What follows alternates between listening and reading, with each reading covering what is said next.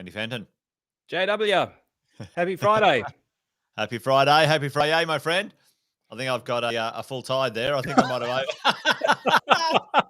Have a look at that. Reminds me of a session of the Blues Brothers where they're pouring the wine. Just fill it up to the top. Come on, fill it up to the top. Right up. I just noticed how full that water glass is. Oh, it's been a big week, folks. It's been a big week. I need to wash it down. Welcome, everyone. Welcome to another Friday session. Wealth, Wine and Wisdom. Andy Fenton, Jason Witten, Ben, good morning, afternoon, evening even. Haven't even started drinking yet, and I don't know my time. But anyway, good to see you, Ben. Great to see you, mate. Alison's here too. Give us a shout out in the chat, folks. See if you're there. Andy, now I have been, Alison, by the way. This wine I got last night, check it out. I didn't buy it, but I did get it from a party I went to last night. Oh, so you were the smash and grab that I was reading on from Sydney. There you go. Max's Pinot Noir. Max. Pinot Noir. Yeah, it's meant to be nice. So we'll see. We'll see how we go. Pinot Noir is more of a red drop for you guys up in Queensland. It looks better in a filled glass like that. And it's a little bit lighter. And better for the warmer temperatures because it's better when it's a little bit cooler.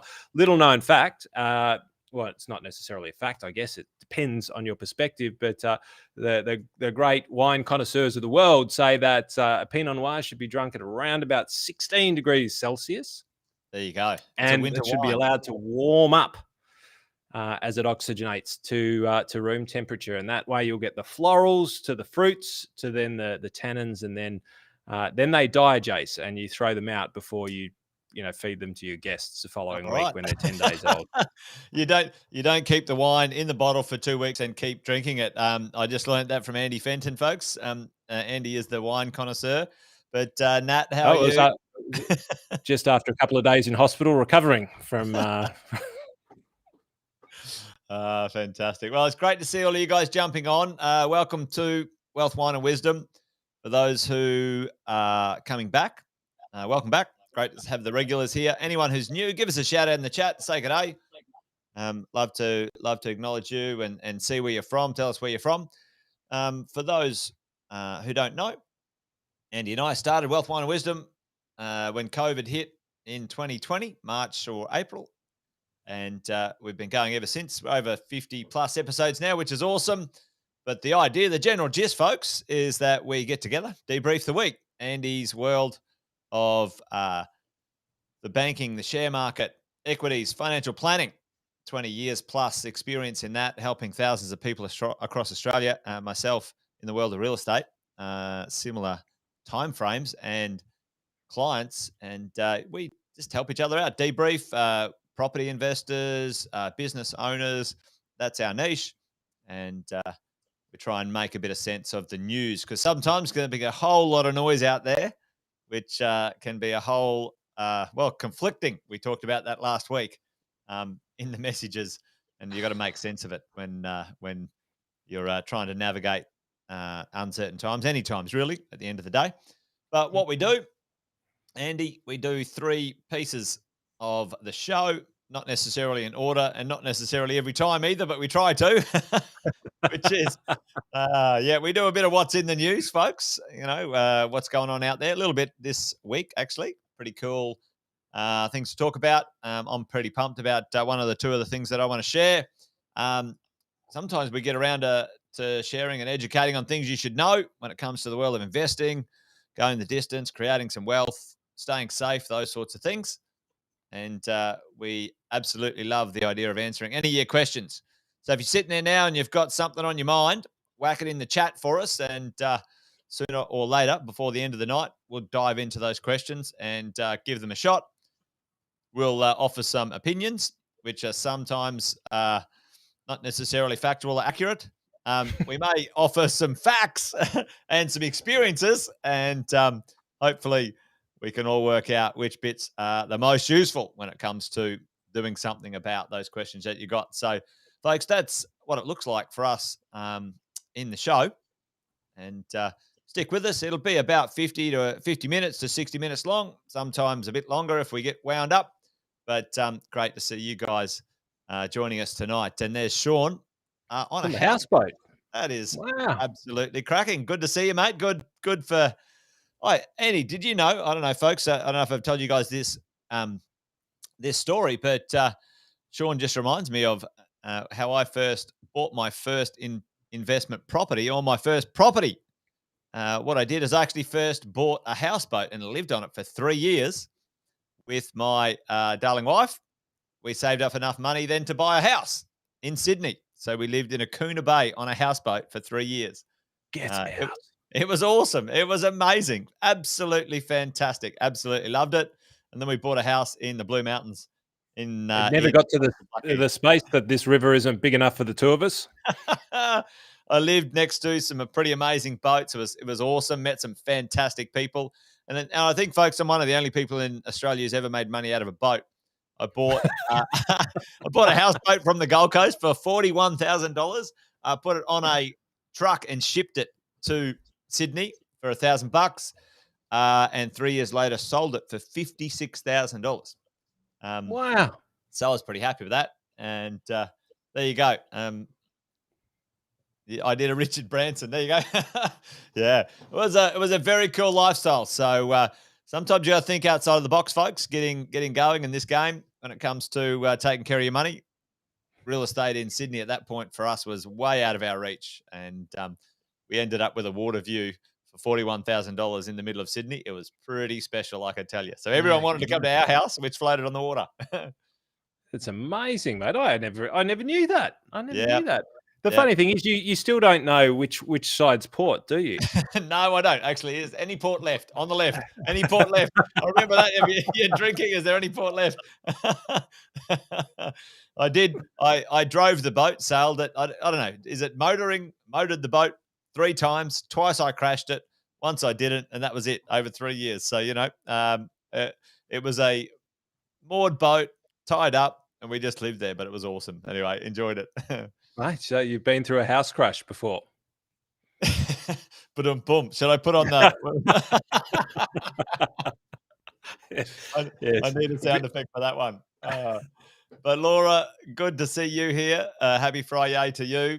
And Graham, it was always good to have you along, mate. And Bob, you found it. Oh, there we go. Harry's here as well. Bob, good to see you. Allison and Harry's joined us. Good to see you, Harry, mate. Hopefully straight into business. Yeah, Harry's got a good question there.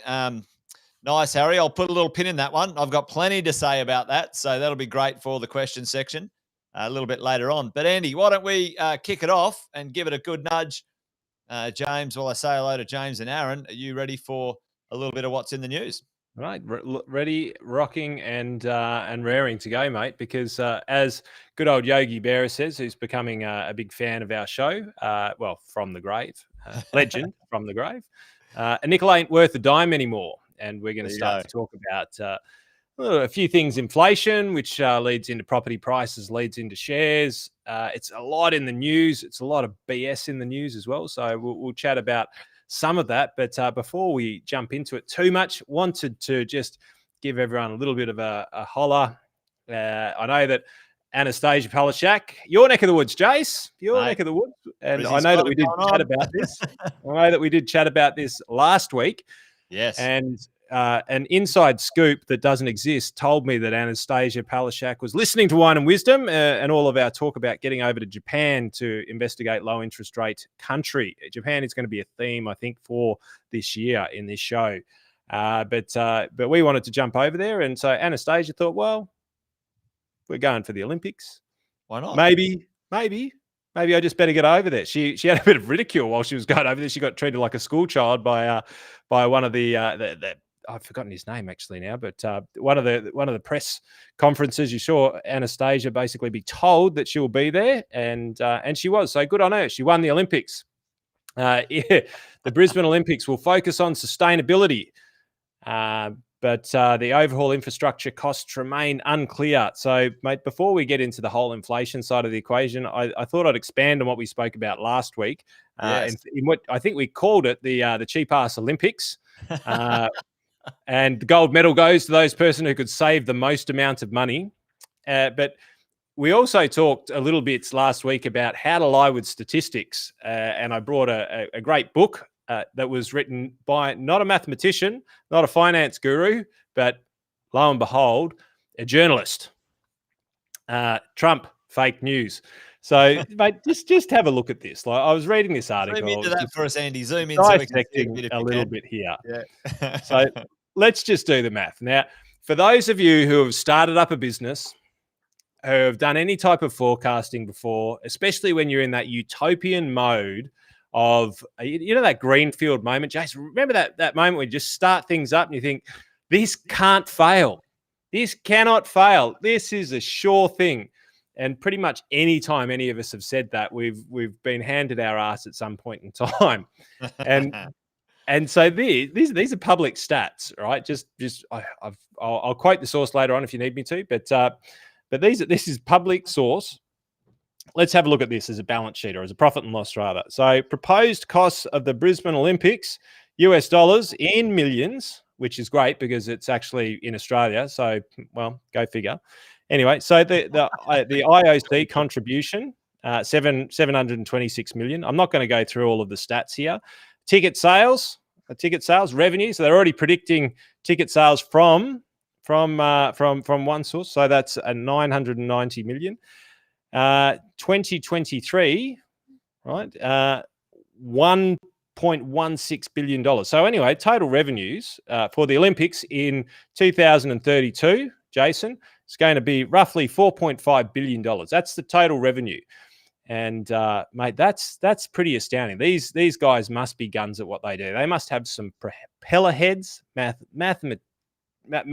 geniuses sitting behind there, spinning their little caps, flying at 1,000,000 miles an hour. So we know that profit is sanity and revenue is vanity, right? So it's not about the size of things in the locker room, as you say, Jace. It's about the end result.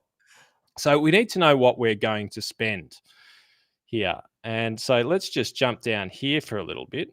You couldn't write this stuff better than what we're seeing right about now. Like this is hilarious. This is every business owner that's ever jumped into business with a sure thing modeled it pretty much the same way. And mate, I must admit, I haven't delved too much into the detail, but when it walks like a duck, sounds like a duck, it's probably a duck, right? And this is a fucking duck. Fair dinkum, this is a duck. So we've got anyway. Where did it come from? It's this. Okay, let me just get the statistics here. It's from IOC, Future Host Commission. That's the source. That's the source. Sorry, ladies and gents. We're going to make 4.5, but we need to spend 4.5. You've already busted me up here. So have a look at this. So total revenues, $4.508 billion. All right, total expenditure, $4.508 billion. Was that published anywhere? I think someone just copied and pasted and accidentally put the wrong numbers in, Andy. Jump on. It's totally available at abc.net.au. These are live statistics that are out in the world at the moment. And, mate, I just thought this is absolutely hilarious. So this is the Sustainable Olympics. And well, let's start on the down to the dollar. We didn't make more than we spent. That's perfect, isn't it? That's balance anyway. But I sincerely hope we are doing this show in 2032, and I'll go back to our old slide deck from right back here, and we'll have a look. We'll line up these revenues and actually see where they sit. I reckon on one of these lines, Jace, either the top line of revenue or the bottom line of expenditure, I reckon we shift the decimal point one spot to the right, and we might be a little bit closer to the mark. Let's see how we go, yeah. So anyway, Jace, the Sustainable Olympics, you've read it there, black and white. ABC brought it out. IOC statistics. Pretty much it's going to cost us exactly what it's going to make us. So the Sustainable Olympics, zero financial emissions from this, Jason. And I like it. Mate, it's going to be the Green Olympics. That's how every business has started on the back of a napkin. I just thought that was hilarious. But let's get into some of the real stuff. And so this is a lot of what's in the news, and we're going to talk a lot about inflation. We're going to talk a lot about supply chains through this year, because it's just so important, and it relates so much to investing out there, and you're going to just get so much BS. And so what I'd really like to do, I don't have the crystal ball. Let me tell you that. I don't have the crystal ball. But what I do have is an ability to be able to read the data and be able to analyze and be able to start to ask some reasonable questions in and around, is this true? So let's have a little bit of a look around here. Bureau of Statistics, hopefully a reasonably credible source. Jace, hopefully you're happy with that one. Fingers crossed. Yep. Consumer Price Index rose 0.8% in the June quarter, according to the data from the Bureau of Statistics. Head of Principal Statistics of the ABS, Michelle, said rising fuel prices accounted for much of the increase in the June quarter CPI, with prices surpassing pre-pandemic levels. This isn't sensational. The most significant price rises in June quarter were automotive fuel, plus 6.5%, and medical and hospital services at a plus 2.4%, due to the annual increase in private health insurance premiums. Have a listen to that one. Due to the annual increase in private health insurance premiums. All right, so we've already heard this statistic being bandied around about the cost on the medical system. We're talking about the insurance premiums here, not the medical system, right? All right, there is a difference between the two. Electricity prices rose 3.3% because it's winter, Jason. That's where we make money, at least down in the southern states. You guys have always got your air conditioners running up there.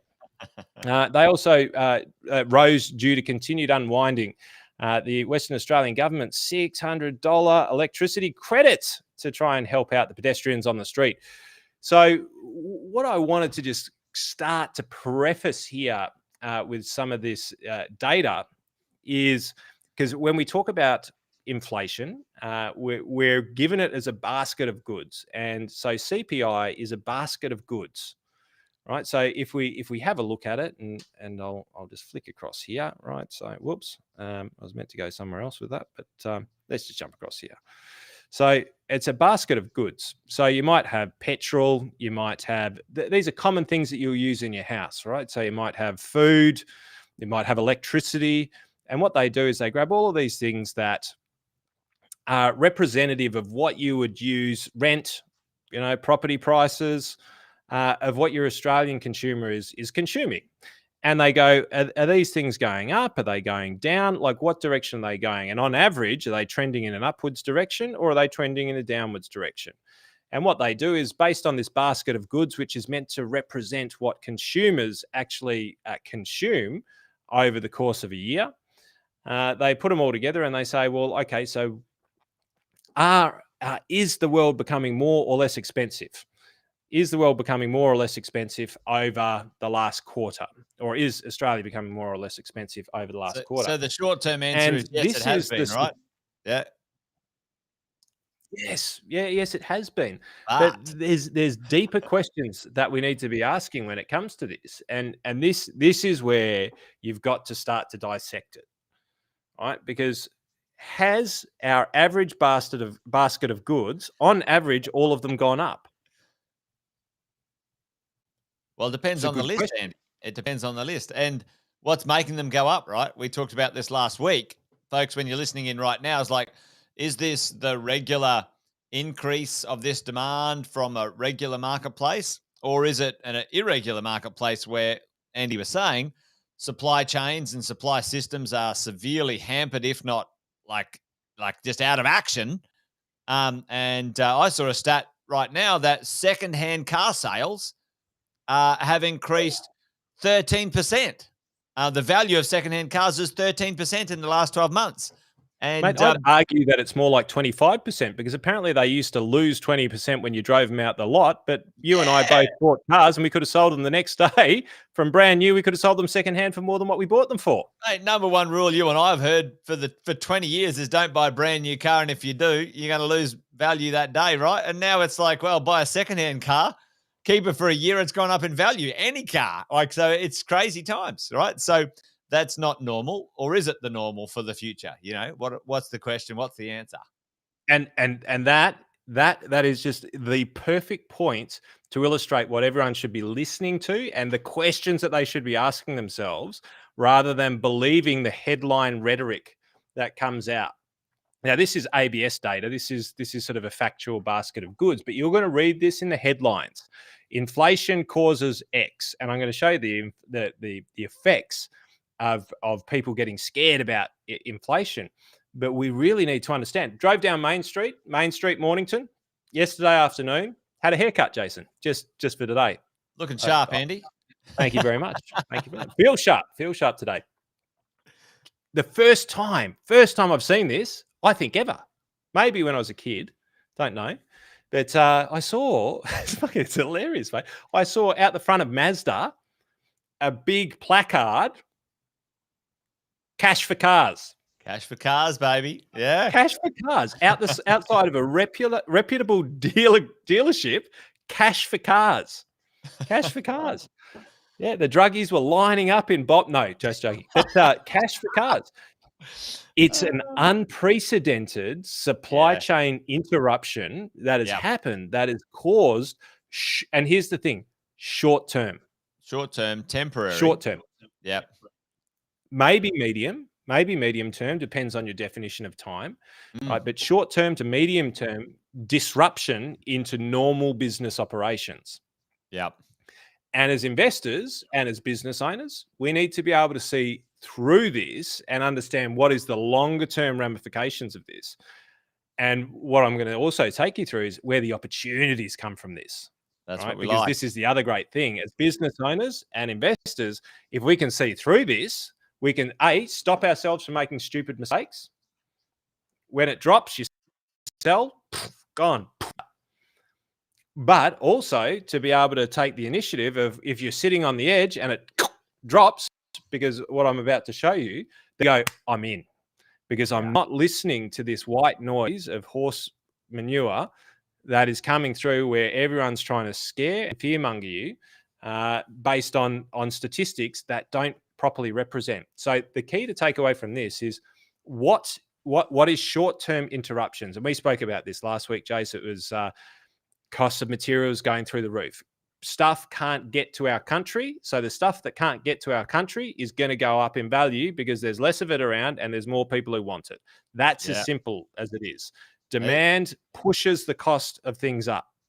Yep. And here's the marketers getting in on it. Look at that. I love it. Well, I love it, but I don't love it. Get in now, because your presents there won't be presents in December. Well, here's the thing. It's a great marketing tactic as well. People on the other side, Jace looking at doing some reno stuff around here for the office and a few other things, and chatting with one of my clients who's a very, very reputable supplier of building resources. If you're out there, you know who you are. Simon Sharon, not to mention any names, legends. And they were talking about 2 more price increases factored in for the next 2 quarters on all of the materials. And they're doing great and getting their hands on what they need in order to supply it out there, but it's going up. And the reason why it's going up is not because a tree is more expensive to grow, Jason. That's the long-term relationship. If timber goes up, it's because a tree is getting more expensive to grow over time, or it's in short supply. And at the moment, it's in short supply because we can't get it to the country. And there's some other things behind there as well, as far as fires and things globally that also play into it. But can we chat about oil for a tick? Let's do it, Mandy. What's going on with oil? All right. So this is just the perfect storm, Jason. People like me love this stuff, right? We really do, because long and short, and I'm going to paraphrase and use inaccuracies because it's coming from the Fenton perspective. But people go, okay, so timber's getting more expensive, houses are getting more expensive. Houses are getting more expensive for 2 different reasons, right? And possibly multiple other reasons, right, behind that, the construction of new ones. But then they go, inflation's running hot. Everything's getting more expensive. Should the Fed Reserve lift interest rates? The answer is no, by the way, in my opinion. And also probably the Fed in the US and also the RBA. But the reason why they're not doing it, we need, Andy. Yep, keep going. Is we've got to look at other things. So oil prices. So we've got to look. Why is oil becoming so expensive? It's not supply chain. Well, it is, but it's not. It's an argument that happened between the sheiks and the Americans around about 18 months ago, and I think that we even reported on it at the point in time, because US, which is mostly shale oil, no, fracture. Gosh, I've just forgotten the term. But they use a different technology in the US to get most of the oil out of the ground, fracture technology, which is more expensive to produce it. And anyway, they had a little bit of a knock them down, drag them out with the sheiks over in Dubai and the Emirates, and they tried to go toe to toe. This was Trump going toe to toe, and ultimately they just said nah, and they turned on the taps and they flooded the market with fuel, and the pandemic hit and everyone stopped driving. So the stockpiles grew, everyone turned off the taps, everyone stopped driving. Petrol was just dirt cheap. But there is a time between when you switch the tap back on and when it hits the market. And we're in one of those unique quarters, Jason, where there's a few things that are firing together here and globally. It's no different globally. There are a few things that are firing together that are distorting our inflation. And look, again, this is just my research and my data, but it's distorting the CPI over a short period of time. So you're going to hear inflation spikes, not for any other reason other than there was an argument about 18 months ago. There was a bit of what we'd call a trade war, and now there's a shortage, but there's not a shortage of oil. But there's also a supply chain interruption, which means that it's compounding that time between when they turn the pumps back on and when it comes to our pocket. Yeah. So the overarching theme here is that right now we have multiple different industries. I've named two at the moment that have synthetic CPI increases that are happening, but over the other side, because it's so dramatic on one side, on the other side, it's actually falling.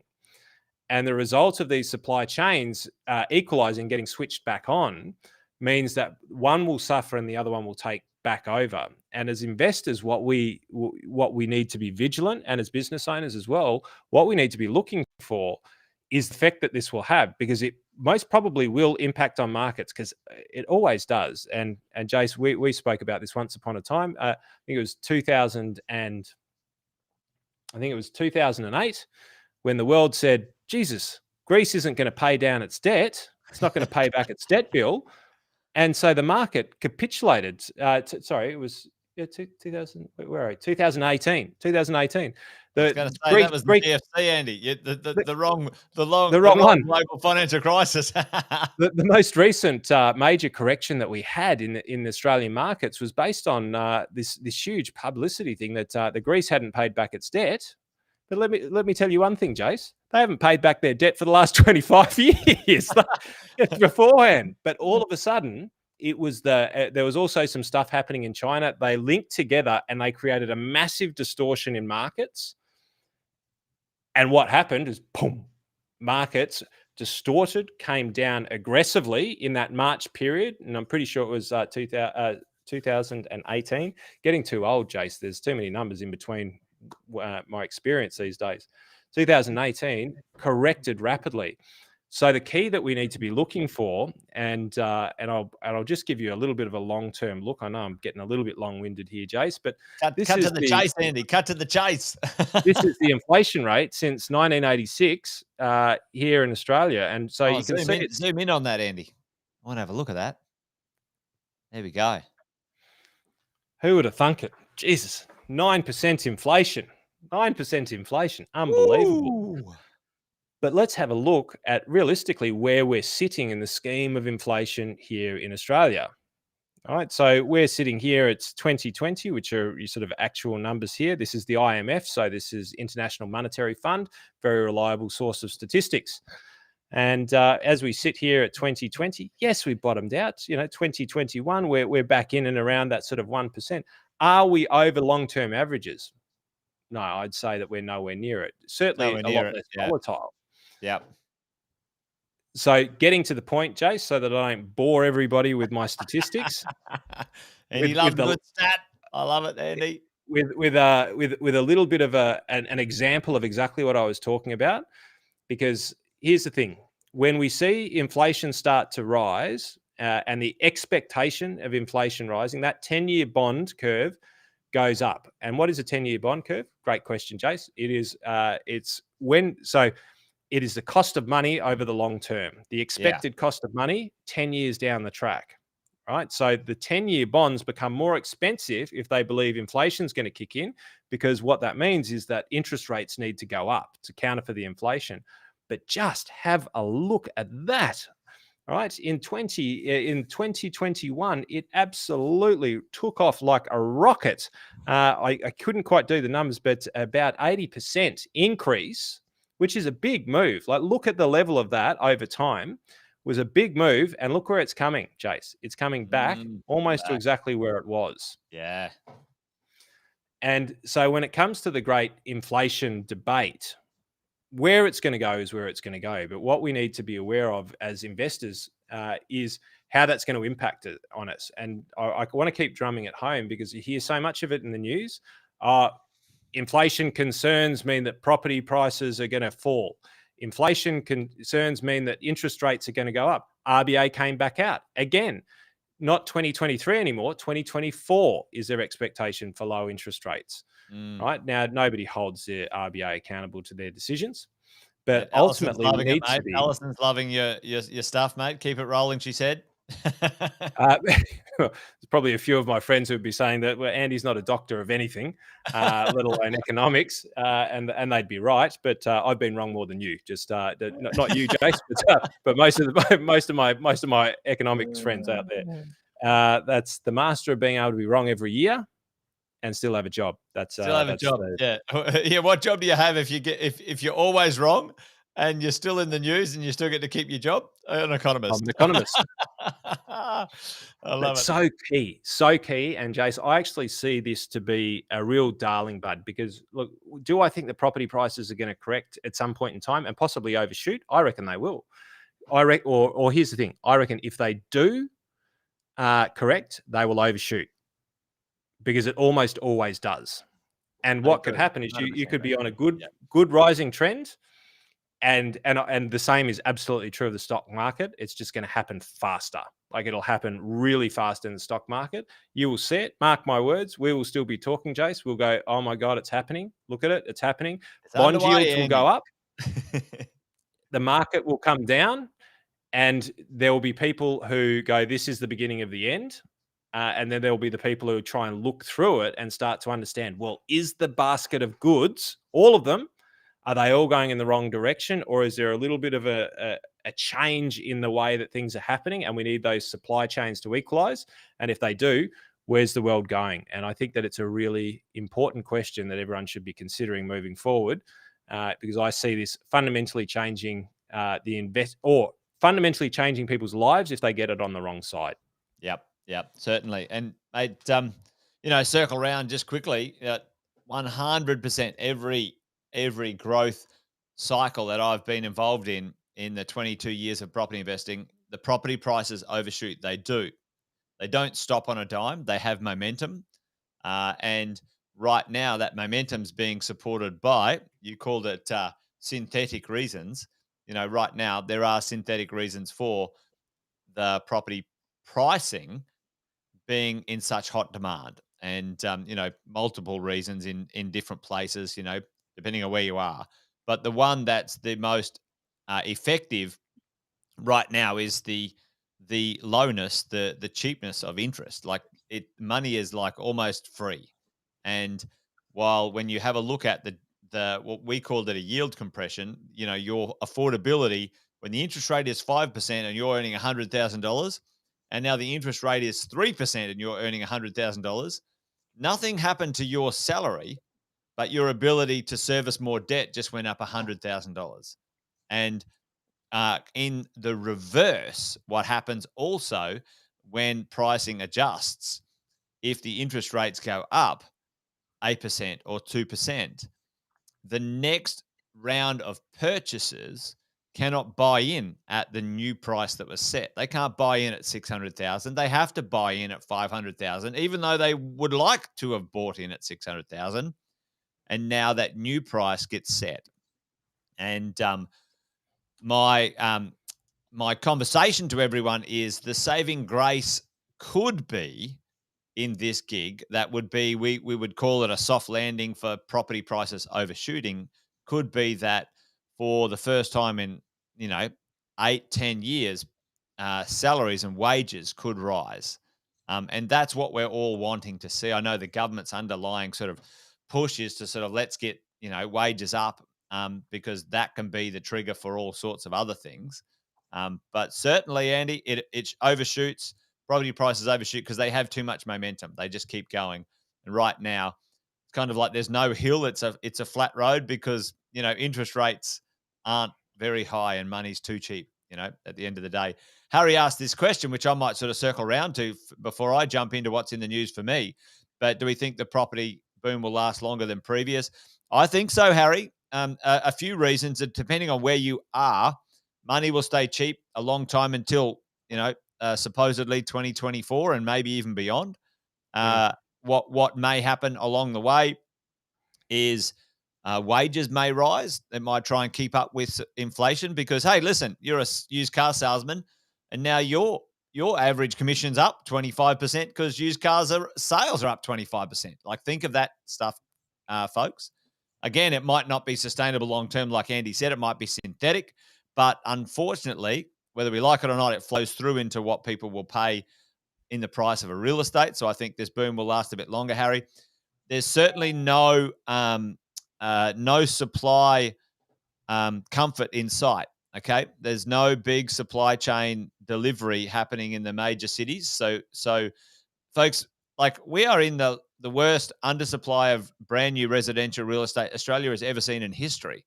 Nobody's reporting on it right now, because we're in COVID times and because, like, oh yeah, why would anyone be building right now? No one's coming here, right? But it actually started way before COVID. It actually started in 2018 when APRA's investigation into the finance world just poleaxed the world of property investors. Property investors bring on brand new properties. I've talked about this before. And Harry, in a few places, certainly I believe Brisbane, and Andy was joking about the Olympics, but you know, Brisbane hasn't had a run for almost 8 years. It's getting its run right now. It's also like a poster child for, move to Brisbane or move to Southeast Queensland and COVID won't be a problem, like internally in Australia. It's also the cheapest or the lowest cost average house price on the east coast of Australia. It is 50% cheaper than Sydney, 40% cheaper than Canberra and Melbourne, average house price for the same income, folks. And then now you've got the Olympics, right? So, and then, cheap, low interest rates for another 2 or 3 years, potentially. So, Harry, I think it will. I think it will be in areas where affordability is still, well under the $1 million mark. I think the run will last longer in places like Brisbane than it will in Melbourne or Sydney. But that's my tip on it, mate. So yeah. I think, well, right now, which shoots to my my what's in the news, Andy, as we Look, have a bit of a look. just before you jump off there, Jace, because I think you've almost misrepresented me, or maybe I said it wrong. Is that when I said synthetic manipulation, I meant synthetic manipulation, or sorry, synthetic adjustment based on supply chain. Yes. So, and that was for new houses. Is that because like I tell you many times, I don't know jack about property, but what I do know is a lot about the cost of materials and the cost of goods over time, and it's that supply chain interruption that is that synthetic increase in the construction cost of houses and construction costs of renovations and things like that. So that's a synthetic kicker that will even out over a little bit of a period of time, and so that part will stop to have a play sometime over the next 2 years at some point in time, and it'll be interesting to see what plays out after that. Well, and also you reminded me, just one little part of Harry's question was, given immigration is still to come, Harry, mate, you wait till immigration rolls into Australia when it comes to, property. the government has to catch up. And you watch, we will have record immigration from people with money. The Australian government won't let, excuse the French, no hopers in. They'll let people in with money, and people will want to flow into Australia with cash, and moving from London, where the average apartment price is $2.1 million, and you can buy one for $700,000-$800,000, and it's twice as big. They're just going to come in with strong currency, strong cash. You watch that. That'll be another kicker also, as we kick into it, Andy. So you just reminded me of another little sort of thing that's sort of sitting in the winds for us all when it comes to that thing. There's so much that's happening around us at the moment, Yeah. and there's so much that's not being reported on because Yeah. it's all a little bit grey, but it's the devil's in the detail, and that's where we need to be looking. Absolutely, right. 100%. Yeah. And Harry's right, especially the world seeing Australia quite, in the scheme of things, quite a safe place when it comes to the pandemic. Australia and New Zealand real estate. A lot of people say, well, maybe I'll grab myself a bit of safe real estate to run to if I need to. So I think that's all going to have an effect. And the supply chain, I've chatted with you guys about this before. If we wanted to get the supply chain up and running, Andy, it's going to take 3 to 5 years. Even if we said, right, everyone at the start line, right, we're at the lowest supply, the apartment supply Brisbane has seen for 9 years right now. It's insane. It's insane. And are they even focusing on it now? Like, are they? No. The question would be: are they distracted by the pandemic, and this is the lack and the 100%. paralysis is actually happening right now, because they don't seem to be doing anything behind the scenes, the pollies at the moment. I'm not going to get on a soapbox, but they're doing fuck all. Let's face it. Allegedly, there's nothing that they're doing that's proactive other than making it worse, right? So what they've done is they go, hey, everyone have some free money. All that's done is brought out, a 10-year, in 1 year, a 10-year supply of purchasers who never wanted to take action, but now the government gave away free money, and they're like, yeah, fuck it, we're in. I've got 20 grand of my super out over COVID, plus the government's going to give me $25,000. I won't pay any stamp duty, and also probably get another first home buyer bonus. Like, literally, the millennials got free houses. Like, all the smart ones. Apparently they were stressed, Jace. Apparently they were stressed out. I'm telling you, it was crazy times. Anyway, but yeah, I think there's a bit more to run. Certainly, it will be area specific. Melbourne and Sydney will have different experiences to Brisbane and so on. But overall, there's still more momentum in the property market, and especially if interest rates stay low. That is the big kicker for the moment, as we roll into it. So, and just to top that up, inflation is the thing that they're going to throw around to scare you about interest rates, because ultimately inflation is going to be one of the key drivers that everyone's looking at, and that they're going to say moves the interest rates. But the Reserve Bank and the Federal Reserves are becoming smarter, and certainly having a longer term perspective on what is real inflation. Because they're actually scared about lifting interest rates as well, because if they lift them too sharply, then they will have dramatic short-term effects on the economy, and that will be a negative synthetic distortion. They're more aware of that now than they ever have been.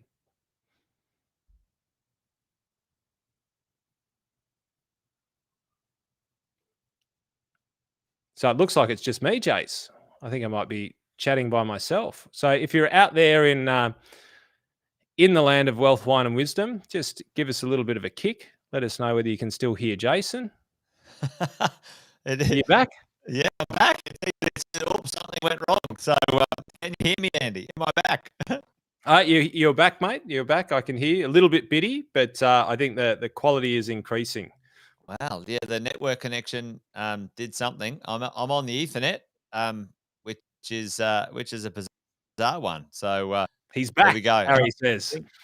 Fingers crossed. It all happens. Maybe one of my children are down there downloading something in the house. There you go. All right. Well, listen. Let me sort of show you a few of the things that have been in the news for me. NAB. Dwelling price forecast. It looking like good times ahead in 2021, and I think that'll flow into 2022. It's nothing we didn't already know, folks, this one for sure. Take us through the headline numbers there, Jace, because they're a little bit distorted. So read through it. Looks like Sydney expectations 3.1%. What are we looking at here? We're sort of halfway through 2021. Sydney's already had a good run, 20+%. We're delivering. Melbourne growth, also Brisbane. So Adelaide, Hobart in the 20s. Like most of the Australian capital cities didn't have Canberra in there, funnily enough, but Canberra's absolutely crushed it. If we have a look at this, I can show you right now. House prices in Sydney, Melbourne, Brisbane, Adelaide, Canberra, and Hobart hit record highs. Check this one out. As we have a look at a little bit of a live play on what's going on, Melbourne and Canberra have reached the average $1 million house price in the last little bit. $1 million. There you go, folks. 1.4 million. Yeah. Look at Canberra is now equals, and you have a look at Brisbane. Have a look at Brisbane.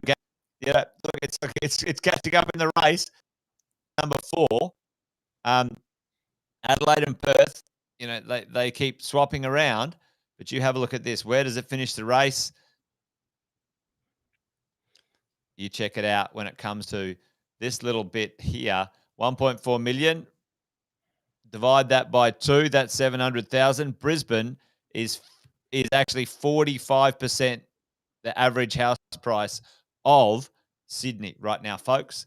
And you have at Canberra and Melbourne, but a couple of the dark horses there, Andy. I think a dark horse is Perth. And what do I think that?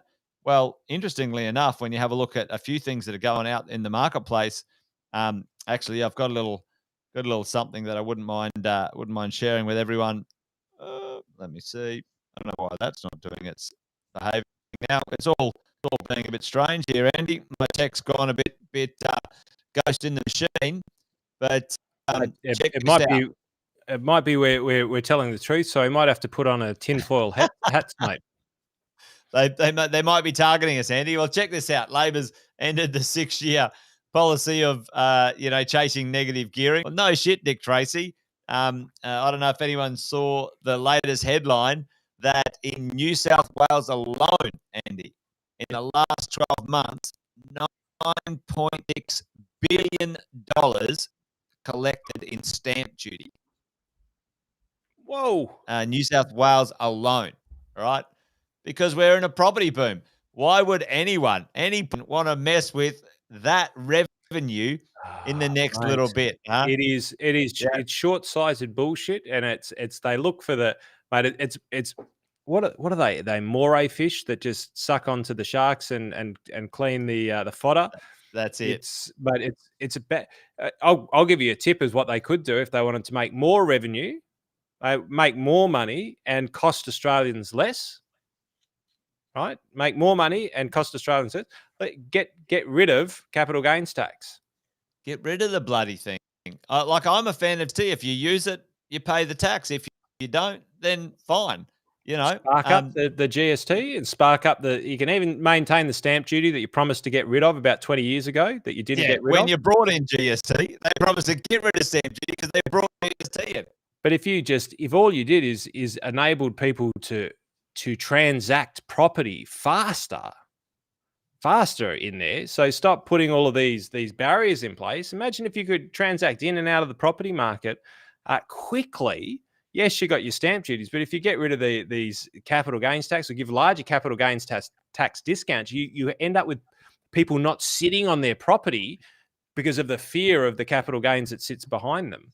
You could actually about this, right? And it's just another way, like property becomes again one of those places often where very wealthy people park wealth because the loosening of that wealth isn't worth it. It makes it like, oh well, I'm not going to sell my home or that house, or look at the tax I would pay. And it's a stupid disincentive system as far as I'm concerned. Yeah, when it comes to our economy long term. So, thankfully, for the moment, gang, the negative gearing rubbish and capital gains tax, no one's looking to attack it at this point in time. So, we shall see, Andy. We shall see. But we shall see. But, supposedly, you talked about this before, and probably inflation it is, housing bubble goes global. It's affecting the global positioning and situation. In America right now, there's a construction boom as well. Many countries around the world are stimulating their economies by, doing some sort of incentives when it comes to construction or housing or property. And, that's all happening when it comes to your inflation figures in relation to that. But I thought this one was interesting. The largest full-year dividend paid by Rio Tinto in over 148 years. I think, I don't know if that's in history. Have a look at that, folks. In the middle of a pandemic, how does the worst pandemic the world's ever seen, how does that work? How does that happen?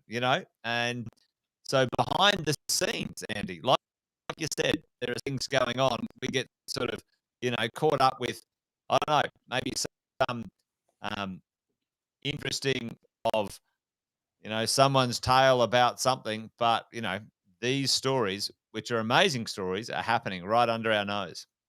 Well, and even if we just strip it back to the basics, and look, we should probably have a little bit of a session on that, because the banks are all doing buybacks. It's in the news at the moment, and people are probably sitting there going, "What the is a buyback?"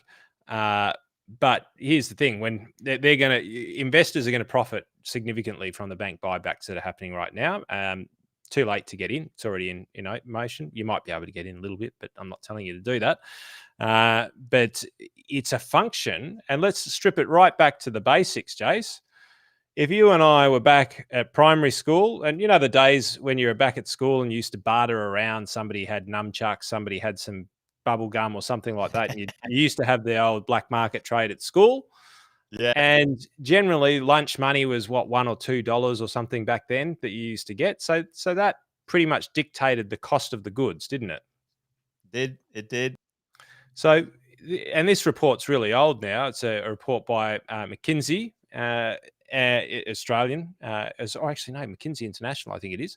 So the $10 trillion rescue package of governments. Now, this is dated, so there's more money that's gone out there. $10 trillion. 10 trillion with a T, Jace, $10 trillion. So is that not going to lift a new base level of goods into the future? And I think that the other thing we don't ask ourselves the question is, what's the new norm? What's the new level, right? Because when if you all of a sudden gave us $50 for our lunch money, Jace, at school, how much do you reckon that bubblegum would cost that you couldn't get at the school tuck shop? You'd sell it for a small fortune, wouldn't you? You would. And that would be the new normal.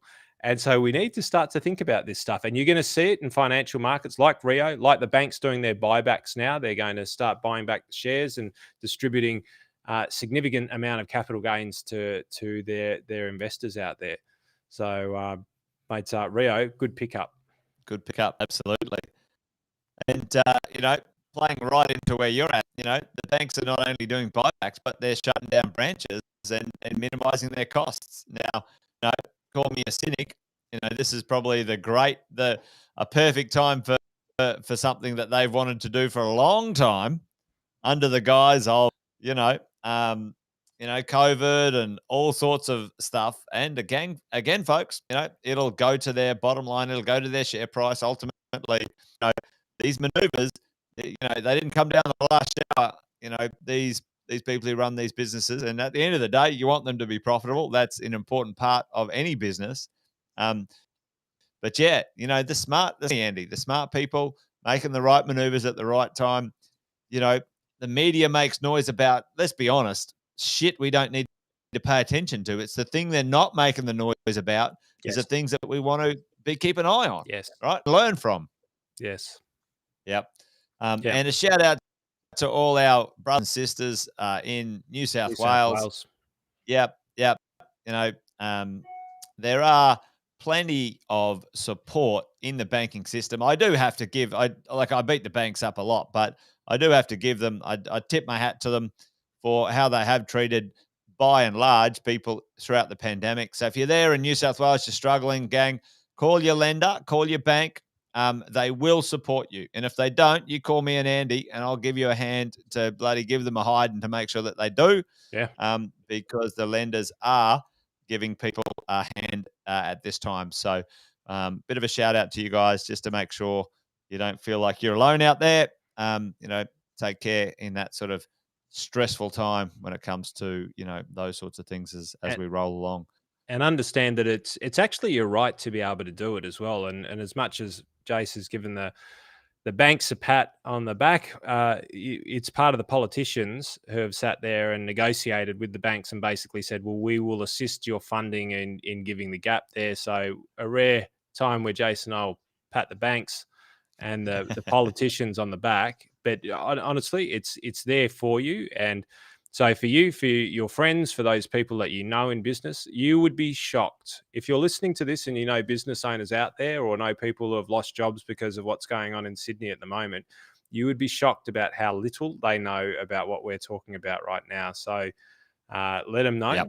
Have the conversation, as Jason and I always talk about. We love to talk about sex, politics, religion, money. It's all of the important things. I think the reason why people don't like to talk about them is maybe they fall short in some of them, or they don't want us to be talking about it because they're on the wrong end of the stick. Pardon the pun, but ultimately, I think these are the things that we should be talking about because ultimately they pretty much govern the way that we operate in life. We need to demystify, desensitize. They're really important conversations.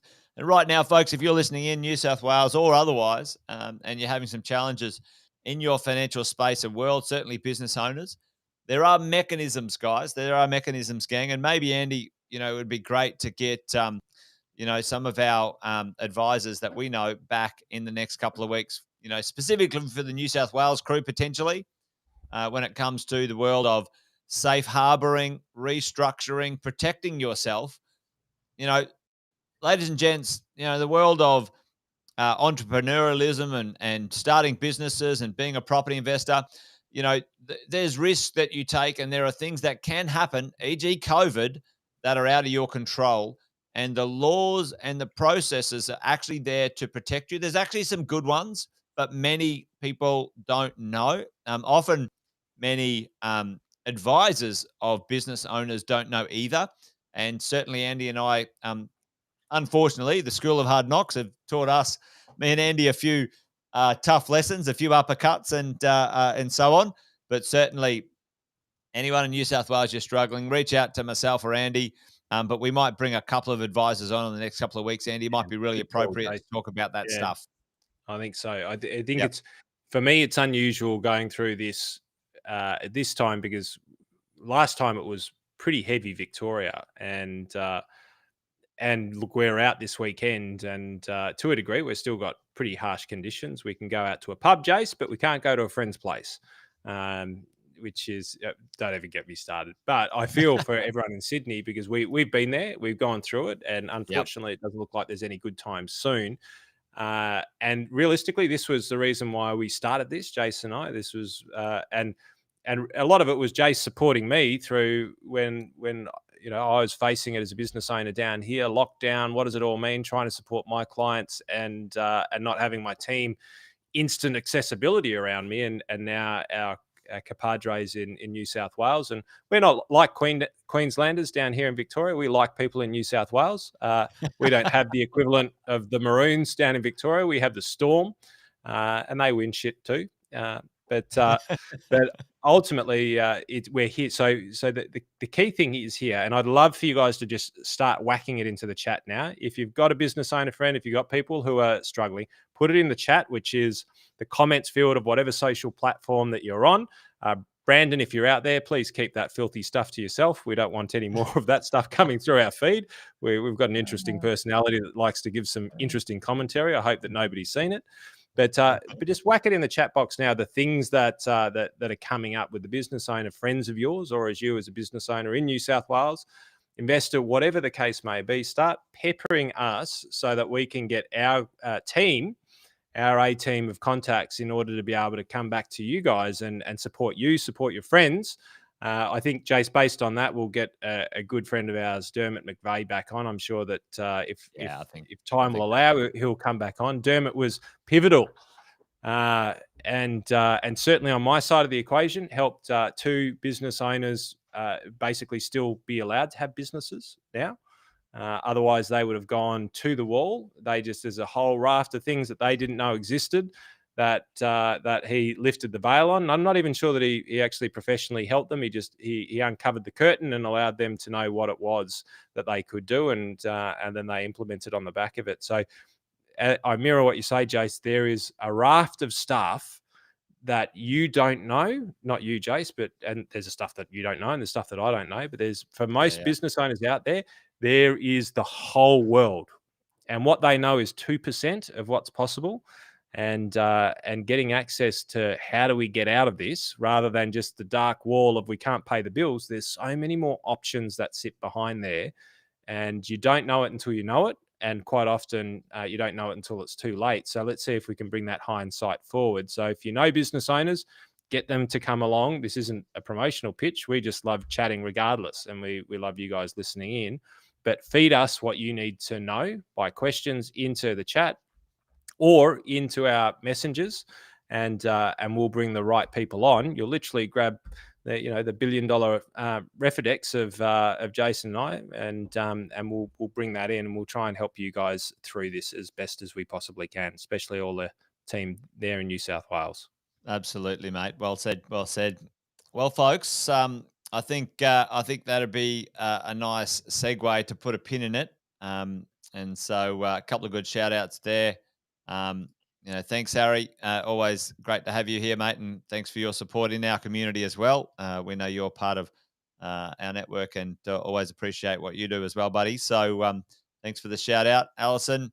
Always good. Always good to see you here.